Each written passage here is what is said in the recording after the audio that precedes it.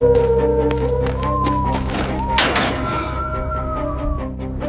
साल से हर रात 12 बजे बेल है ही नहीं टावर में, तो बजती कैसे है?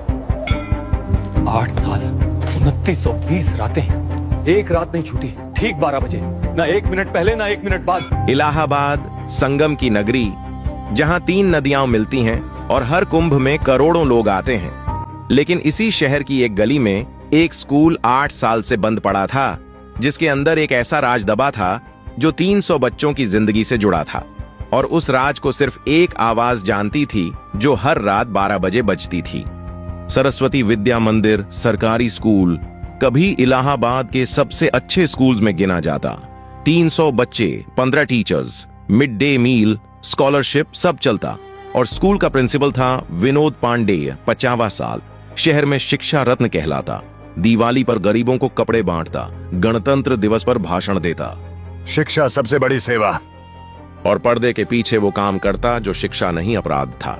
8 साल पहले स्कूल अचानक बंद हुआ। सरकारी ऑर्डर, बच्चों की संख्या कम, बजट नहीं, स्कूल मर्जर, और ताला लग गया।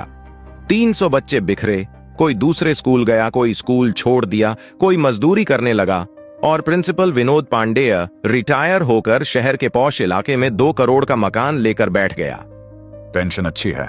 लेकिन एक इंसान स्कूल में रह गया, रामलाल शर्मा, 50 साल, वॉचमैन 15 साल से। स्कूल बंद हुआ तो सरकार ने कहा बिल्डिंग सरकारी है, वॉचमैन रहेगा, 8,000 महीना तनख्वाह, उसमें बीवी की दवाई, एक बेटी की पढ़ाई और जिंदगी। रामलाल ने एक्सेप्ट किया, क्योंकि और कोई नौकरी नहीं, 50 साल की उम्र में कौन रखता। 8 साल रामलाल अकेला, गेट के बाहर झोंपड़ी, दिन में स्कूल की दीवारों पर धूल पहुंचता, रात में चारपाई पर। और हर रात 12 बजे वो आवाज, टन टन टन। पहले साल रामलाल डरा, भूत है। दूसरे साल पड़ोसी से बोला, पड़ोसी हंसा, पागल हो गया अकेले बैठे बैठे। तीसरे साल रामलाल ने खुद को समझाया, पुरानी बिल्डिंग है, लोहे की चीजें हैं, हवा से आवाज आती होगी। लेकिन चौथे साल एक बात नोटिस की जो सब बदल देने वाली थी। आवाज बेल टावर से नहीं आती, आवाज बेल टावर के नीचे से आती है, जमीन से। रामलाल ने 4 साल और सुना, हर रात ध्यान से कान जमीन पर लगाकर, और कंफर्म किया आवाज ऊपर से नहीं, नीचे से, बेल टावर की जमीन के नीचे से, जैसे कोई नीचे से ठोक रहा हो। और वो आवाज सिर्फ रात 12 बजे, जब टेम्परेचर गिरता, जब स्कूल की पुरानी पाइप्स ठंडी होती। आज रात रामलाल ने तय किया, 8 साल बहुत हो गए। टॉर्च उठाई, गेट खोला, अंदर गया, बेल टावर के नीचे खड़ा हुआ, जमीन पर कान लगाया, आवाज साफ, ठन ठन ठन, लोहे पर लोहे की। रामलाल ने टॉर्च से जमीन देखी, सीमेंट का फर्श, लेकिन एक जगह सीमेंट का रंग अलग, बाकी जमीन पुरानी ग्रे, एक हिस्सा नया, जैसे बाद में भरा गया। 6 फीट बाई 4 फीट का पैच। रामलाल दौड़कर झोंपड़ी गया, फावड़ा उठाया, वापस आया और सीमेंट तोड़ना शुरू किया। रात के 1 बजे, अकेला, 50 साल का बूढ़ा, हाथ कांप रहे लेकिन फावड़ा नहीं रुका। सीमेंट टूटा, नीचे मिट्टी, मिट्टी हटाई, 2 फीट 3 फीट, और फावड़ा किसी लोहे की चीज से टकराया, ठन। वही आवाज जो 8 साल से सुनता आया। रामलाल ने मिट्टी हटाई और नीचे एक लोहे की प्लेट, झंग लगी, प्लेट उठाई और नीचे जो था, रामलाल की आंखें फटी रह गईं। एक सील्ड कमरा, 10 फीट लंबा, 6 फीट चौड़ा, जमीन के नीचे, और उसमें लोहे के संदूक, 1 नहीं, 2 नहीं, 500 लाइन में रखे, हर संदूक पर 1 नंबर, और हर संदूक में फाइल्स, कागजात, सरकारी मोहर वाले। रामलाल ने एक संदूक खोला, अंदर फाइल्स, पहली फाइल उठाई, छात्रवृत्ति स्वीकृति पत्र, विद्यार्थी सुनीता शर्मा, कक्षा 8, राशि 10,000, वर्ष 2014, स्थिति स्वीकृत, वितरण पेंडिंग। दूसरी फाइल उठाई, राहुल वर्मा, कक्षा 7, 10,000, स्वीकृत पेंडिंग। तीसरी, चौथी, 10वीं, 100वीं सब सेम, स्कॉलरशिप स्वीकृत, पैसा आया, बच्चों तक पहुंचा, कभी नहीं। रामलाल के हाथ से फाइल गिरी, 300 बच्चे, 10 साल, हर साल 50 स्कॉलरशिप, 10,000 प्रति बच्चा, 3 करोड़ रुपए, सब स्वीकृत, सब सरकार से आए, किसी बच्चे को 1 पैसा नहीं मिला, और फाइल्स यहां दबी जमीन के नीचे 8 साल से। रामलाल ने उस रात और फाइल्स खोली, एक एक करके, हर फाइल में वही कहानी, बच्चे का नाम, स्कॉलरशिप की राशि, सरकार से मंजूर, वितरण पेंडिंग। 10 साल 300 बच्चे और एक फाइल में रामलाल को वो मिला जिसने उसके सीने में छुरी सी चुभोई।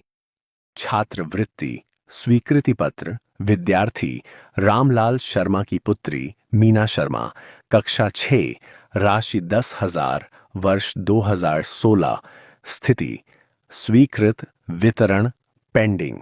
रामलाल की अपनी बेटी मीना, जो 8 साल पहले इसी स्कूल में पढ़ती थी, जिसकी स्कॉलरशिप नहीं आई बताया गया, और रामलाल ने माना क्योंकि प्रिंसिपल साहब बोले इस बार बजट कम है, अगले साल मिलेगी।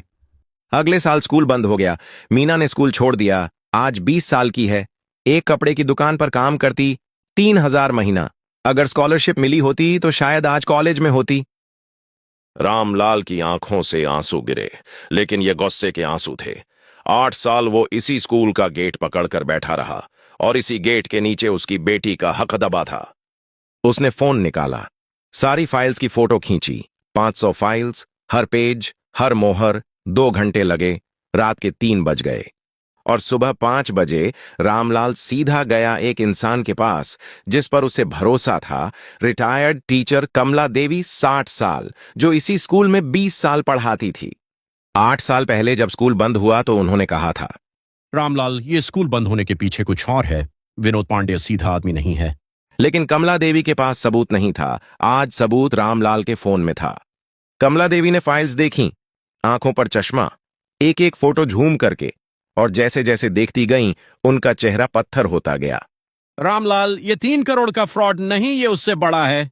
देख, ये फाइल सिर्फ स्कॉलरशिप की नहीं, इसमें मिड डे मील का बजट भी है, यूनिफॉर्म का बजट भी, किताबों का भी। 10 साल का टोटल मिला तो 8 करोड़ से ऊपर जाएगा। विनोद ने हर सरकारी स्कीम का पैसा खाया, स्कॉलरशिप अलग, मील अलग, यूनिफॉर्म अलग। और जब फाइल्स इतनी हो गईं कि छुपाना मुश्किल तो स्कूल बंद करवा दिया। इंस्पेक्टर ना आए, ऑडिट ना हो, और फाइल्स जमीन में दबा दी। मैडम, लेकिन स्कूल बंद करवाना इतना आसान कैसे? सरकारी ऑर्डर चाहिए अब। रामलाल, विनोद पांडे अकेला नहीं, जिला शिक्षा अधिकारी सुरेंद्र त्रिपाठी उसका साला है।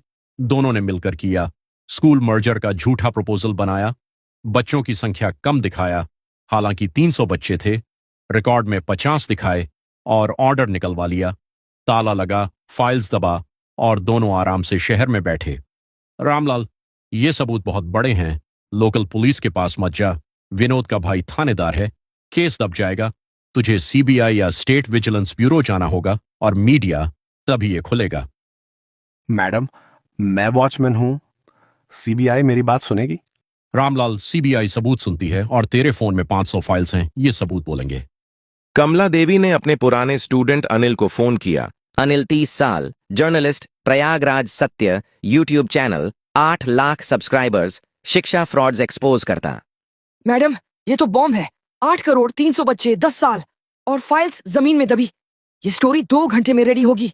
और साथ ही अनिल ने स्टेट विजिलेंस ब्यूरो को ईमेल किया, फाइल्स अटैच की। लेकिन यहां वो हुआ जिसका डर था। विनोद पांडे को किसी ने बता दिया। कैसे, रामलाल को नहीं पता। शायद स्कूल के पास रहने वाले किसी ने रात को टॉर्च की रोशनी देखी और विनोद के आदमियों को बताया। शायद फोन से कोई लीक। लेकिन विनोद को सुबह 10 बजे पता चल गया कि कोई ने बेल टावर के नीचे खुदाई की है। विनोद ने 3 काम किए। पहला, रामलाल के खिलाफ एफआईआर, सरकारी संपत्ति में तोड़फोड़, चोरी। पुलिस आई, रामलाल का फोन जब्त करने की कोशिश, लेकिन फोन रामलाल के पास नहीं था, कमला देवी के पास था। दूसरा, स्कूल का गेट बंद करवाया, ताला नया, कोई अंदर नहीं जाएगा, एविडेंस टैंपर हो सकता। और तीसरा, सबसे खतरनाक, रामलाल की झोपड़ी में रात को 4 आदमी आए। रामलाल, पारा, प्रिंसिपल साहब का मैसेज है। कौन प्रिंसिपल? 8 साल पहले भागा वो, अब मैसेज भेज रहा। सुन बूढ़े, जो फाइल्स मिली हैं वो वापस कर, फोटोज डिलीट कर, और जो भी जर्नलिस्ट से बात की उसे बोल स्टोरी मत चला, वरना तेरी बेटी। बोलो, क्या करोगे? मेरा रिकॉर्ड हो रहा है, एक शब्द और बोलो। बाबा, ये लोग तुम्हें डरा रहे थे, अब ये वीडियो भी सबूत है। रामलाल ने बेटी को देखा, 20 साल, वही बेटी जिसकी स्कॉलरशिप दबाई गई, जो कॉलेज नहीं जा सकी, आज वही बेटी बाप की ढाल बनी। अनिल का वीडियो अगली सुबह अपलोड हुआ।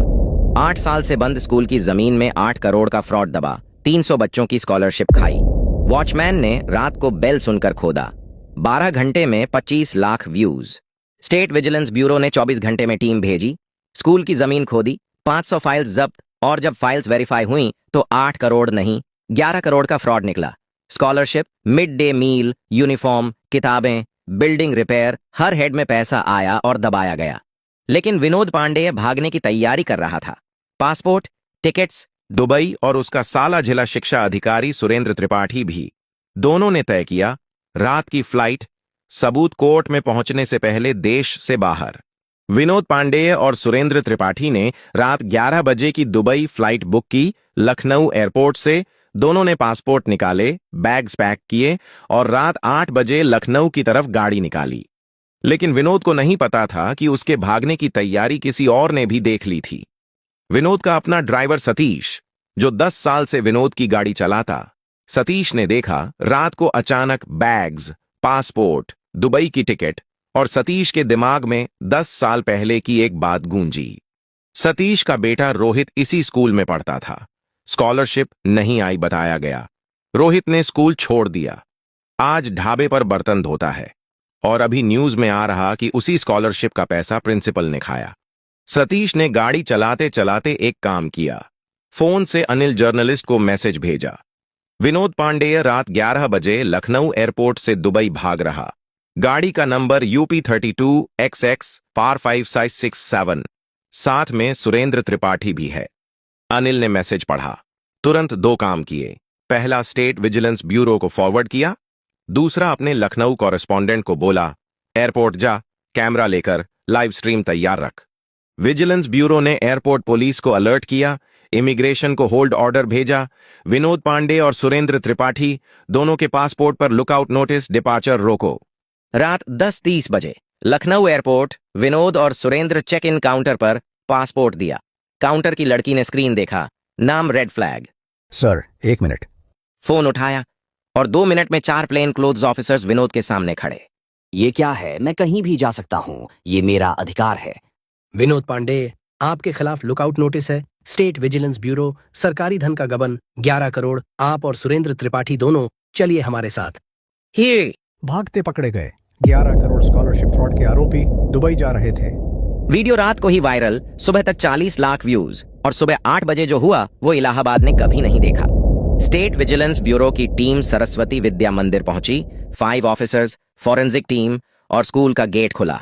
8 साल बाद बेल टावर के नीचे की जमीन ऑफिशियली खोदी। 500 फाइल जब्त, हर फाइल वेरीफाई, हर स्कॉलरशिप, हर मिड डे मील बजट, हर यूनिफॉर्म अलाउंस, 10 साल का हर रिकॉर्ड, टोटल 11 करोड़ 47 लाख। सब विनोद पांडे के अकाउंट में गया। उसमें से 3 करोड़ सुरेंद्र त्रिपाठी को गया स्कूल बंद करवाने की फीस के तौर पर, और बाकी 8 करोड़ विनोद ने शहर में 2 करोड़ का मकान, बेटे की विदेश पढ़ाई, बीवी के नाम जमीनें, सब खरीदा। वीडियो रात को ही वायरल हुई, सुबह तक 40 लाख व्यूज मिल गए और सुबह 8 बजे जो हुआ वो इलाहाबाद ने कभी नहीं देखा। स्टेट विजिलेंस ब्यूरो की टीम सरस्वती विद्या मंदिर पहुंची। 5 ऑफिसर्स, फोरेंसिक टीम और स्कूल का गेट खुला 8 साल बाद। बेल टावर के नीचे की जमीन ऑफिशियली खोदी गई। 500 फाइल्स जब्त किए गए। हर फाइल वेरीफाई किया गया, हर स्कॉलरशिप, हर मिड डे मील बजट, हर यूनिफॉर्म अलाउंस, 10 साल का हर रिकॉर्ड, टोटल 11 करोड़ 47 लाख सब विनोद पांडेय के अकाउंट में गया। उसमें से 3 करोड़ सुरेंद्र त्रिपाठी को गया स्कूल बंद करवाने की फीस के तौर पर। बाकी 8 करोड़ विनोद ने शहर में खरीदा। 2 करोड़ का मकान, बेटे की विदेश पढ़ाई, बीवी के नाम जमीनें। कोर्ट ने फास्ट ट्रैक सुनवाई की। 4 महीने, 500 फाइल्स, 300 बच्चों के बयान, और जब फैसले का दिन आया तो कोर्ट के बाहर वो नजारा था जो एक स्कूल फ्रॉड केस में कभी नहीं दिखता। 300 बच्चे जो कभी इस स्कूल में पढ़ते थे, अब 18 से 25 साल के। कोई मजदूर बना, कोई दुकान पर काम करता, कोई रिक्शा चलाता। वो सब कोर्ट के बाहर खड़े थे, हाथों में अपनी पुरानी स्कूल की कॉपीज, जो 8 साल बाद घर से निकाली।